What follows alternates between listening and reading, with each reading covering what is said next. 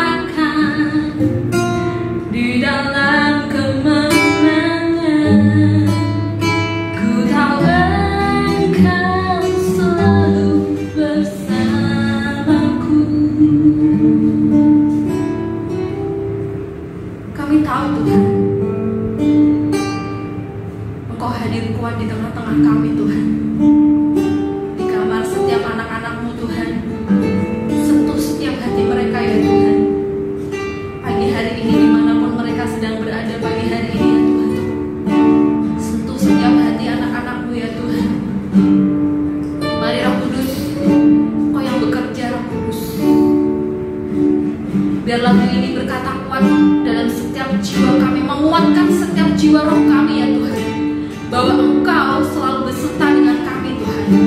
Di dalam setiap musim apapun yang sedang dialami oleh setiap anak-anak-Mu ya Tuhan, mungkin pergumulan hidup, masalah ekonomi atau apapun itu ya Tuhan, kesulitan apapun yang sedang dialami Tuhan, walaupun mungkin itu sangat menyesakkan ya Tuhan, bahkan ketika anak-anak-Mu ini mengalami hal yang sukacita Tuhan, ajari setiap kami mengucap syukur ya Tuhan, biar Engkau berbicara kuat ya Tuhan. Lagu ini berkata Tuhan, Kau selalu beserta dengan kami, Kau selalu bersama dengan kami semua ya Tuhan. Jamah setiap anak-anak-Mu Tuhan pagi hari ini Tuhan, di dalam nama Tuhan Yesus. Biar lagu ini memberkati setiap anak-anak-Mu ya Tuhan, bahwa Engkau Allah Immanuel yang selalu bersama, beserta dengan kami Tuhan. Karena Engkau adalah Allah yang setia, Engkau tidak pernah meninggalkan barang kami sedetik pun ya Tuhan. Sebentar lagi Tuhan, anak-anak mau belajar firman-Mu Tuhan. Mari Kau yang berbicara kuat, rapi hamba-Mu yang akan menyampaikan firman-Mu Tuhan.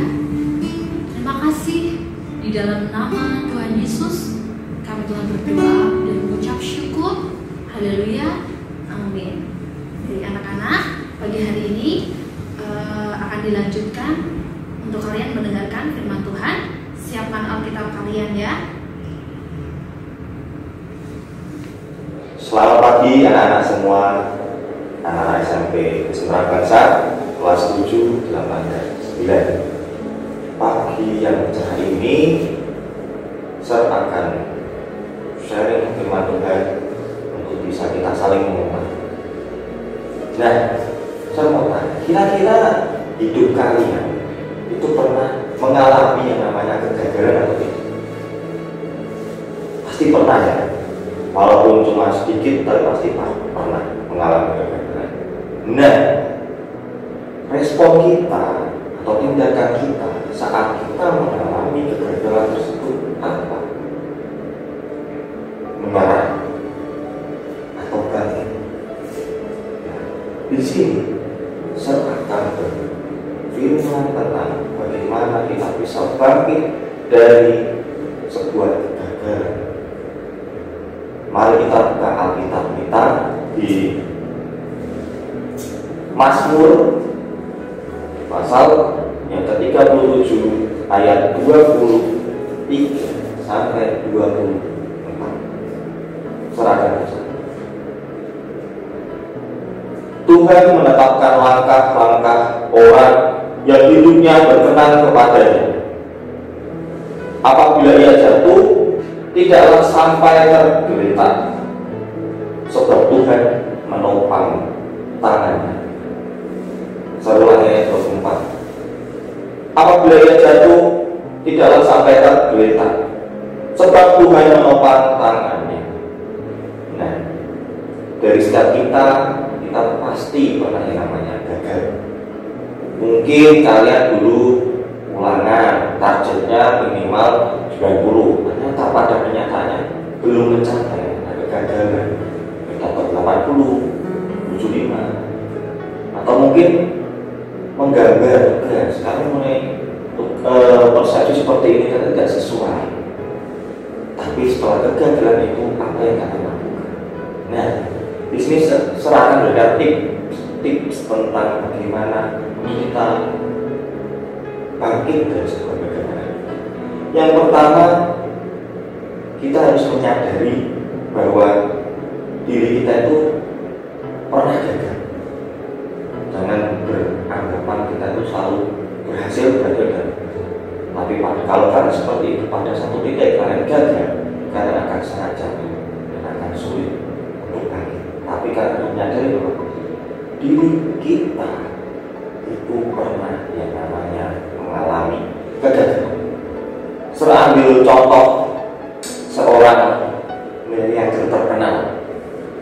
Ayo, ada yang tahu ya siapa namanya? Ya, namanya adalah Jack Ma. Beliau adalah pendiri perusahaan Alibaba di negara Tiongkok sana. Apakah si Jack Ma ini dulu langsung menjadi orang sukses atau orang kaya? Tidak. orang tua Jack Ma ini seorang pemusik dan pendongeng tradisional yang kalau dirupiahkan penghasilan mereka per bulan itu hanya sekitar 500.000 per bulan. Bisa dibayangkan, Jack Ma ini dari keluarga yang kurang mampu, tapi dia mau belajar. Pada usia 12 dia bisa belajar tentang bahasa Inggris dan bisa menjadi seorang pemandu wisata karena daerahnya dulu tempat wisata. Nah, kemudian seiring waktu saat dia masuk kuliah, ternyata di balik kesuksesannya sekarang dia pernah ditolak oleh 2 universitas. Dia pernah mendaftar 10 kali dan 10 kalinya gagal semua. Kemudian saat dia mau sudah lulus kerja, ternyata dia pernah ditolak 30 perusahaan, tapi dia tidak mau. Dia terus berusaha dan akhirnya bersama teman-temannya dia mendirikan yang namanya perusahaan Alibaba. Dan asetnya sekarang kalian tahu kurang lebih sekitar 37 miliar US dollar. Itu kalau didolarkan, kalau dirupiahkan mungkin sudah triliun. Dan dia menjadi salah satu orang terkaya di dunia. Apakah dia langsung kaya?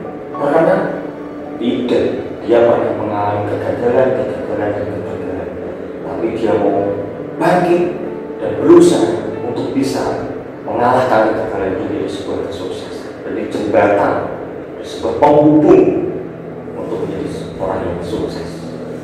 Kalau kita menyadari bahwa kita pernah gagal, kita tentu saja tidak akan yang namanya frustasi, tidak akan yang namanya putus asa atau melakukan hal yang fatal.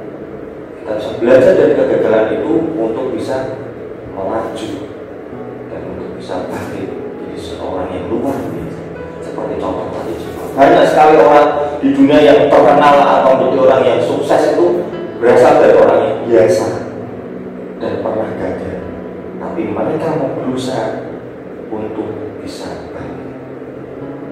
Ya ada 2. Aku yang kegagalan dan siap bangkit lagi. Kalau kalian pernah gagal, jangan banyak alasan, tapi akui. Tapi setelah itu bangkit.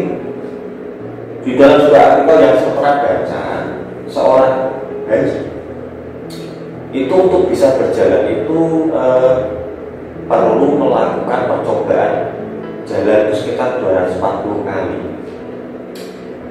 untuk bisa berjalan. Jadi bayi itu kan tidak mungkin keluar terus langsung jalan luar biasa, itu tidak seperti itu ya. Bayi itu ada proses. Jadi dia berdiri dulu, kemudian jalan 2-3 langkah jatuh, tapi bayi itu balik lagi, berdiri lagi, berjalan 2, 3, 4, 5 jatuh, tapi bayi mau berdiri lagi dan mengulanginya terus melalui 240 sehingga jika itu bisa jalan dengan biasa. Nah, kalau kalian pada satu titik jatuh, gagal, bangkit lagi, jatuh, bangkit lagi, jangan jatuh sebentar. Ya sudahlah, cukup, saya tidak bisa sampai di sini. Tapi aku yang biasa pernah gagal pada detik ini, tapi saya berusaha untuk bangkit kembali. Terus yang ketiga adalah patahkan rintangan yang menghambat untuk bangkit dan maju. Rintangan di sini saya mau soroti itu ada 2 hal, yaitu pikiran negatif dan pengalaman traumatis. Kalau kita pernah gagal, biasanya kita akan berpikir negatif terus, dan kita akan trauma dengan hal tersebut. Di sini pikiran dalam diri kita harus kita berikan statement atau pernyataan yang positif untuk kita bisa mengalahkan kegagalan itu. Jangan kamu sudah tidak bisa, tidak usah dilakukan, sulit itu sulit. Kalau seperti itu sudah kuat, tapi kamu harus bisa katakan besok saya bisa mendapat nilai 90, teman-teman berkata matematika sulit kok, dapat 90, kamu dapat 70 dan sudah luar biasa, ini kamu kok dapat 90. Tapi kamu harus tetap yakin, masukkan dalam pikiranmu bahwa kamu bisa mendapatkan nilai seperti itu dengan berusaha, jangan hanya dengan berleha-leha, berusaha untuk mendapatkan nilai itu. Nah, kadang-kala kalau kita selain pikiran negatif, keadaan traumatis atau keadaan yang merasa ketakutan akan masa lalu selalu menghantui sehingga kegagalan itu terjadi. Betul. Misalnya dulu naik sepeda, saya dulu naik sepeda itu pernah nabrak nih pohon pisang. Nah, saat belajar naik sepeda, saya wah enak nih, 2-3 kayu sepedanya nabrak pohon pisang. Kemudian saya juga pernah nih jatuh ke got. Dari kejadian itu apakah saya menjadi trauma? Tidak, yaitu sebagai jembatan untuk saya bisa naik sepeda. Jadi saat kalian jatuh dari kegagalan, jangan kalian trauma, karena belajar untuk bisa mengalahkan trauma kalian menjadi orang yang berhasil. Yang terakhir, yang paling penting, jika kalian mau bangkit dari sebuah kegagalan hidup kalian, adalah tetap percaya kepada Tuhan. Seperti di Mazmur 37 ayat 24 tadi dikatakan bahwa apabila ia jatuh, tidak sampai tergeletak, sebab Tuhan menopang tangan. Kalian perlu ingat, kegagalan yang terjadi dalam hidup kita masing-masing itu sudah menjadi rencana yang Tuhan rancangkan. Tapi Tuhan selalu akan menopang kita dan akan menyertai kita saat kita dalam keadaan tersebut. Jadi Tuhan itu tidak ada dalam keadaan sedang lupa. Saat kita sedang terjatuh dalam kegagalan, Dia akan selalu menopang kita dan selalu menarik kita untuk bangkit dan bangkit lagi. Jadi